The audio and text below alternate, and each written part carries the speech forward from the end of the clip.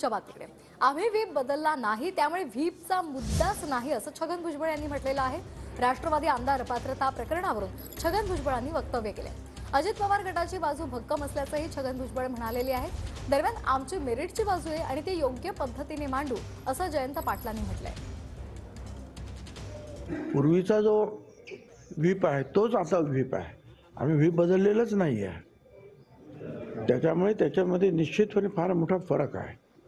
व्हीपने दिलेले जे काही आदेश आहेत ते बरोबर आहे का, दुसऱ्या व्हीपने दिलेले आदेश बरोबर आहेत का, व्हीपची नेमणूक बरोबर आहे का, ह्या सगळ्या याच्या भोवती ज्या असंख्य गोष्टी फिरत होत्या त्या आपण पाहिलं। इथे आता हा भागच नसल्यामुळे जो आहे, मला असं वाटतं की आमच्या बाजूची जी आहे बाजू जी आमची फार मोठी भक्कम आहे, कारण आमचा व्हीप बदललेलाच नाही।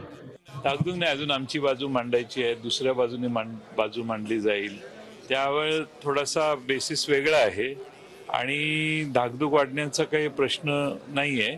आमची मेरिटची बाजू आहे ती आम्ही अध्यक्षांच्या समोर मांडू आणि अध्यक्ष त्या बाबतीत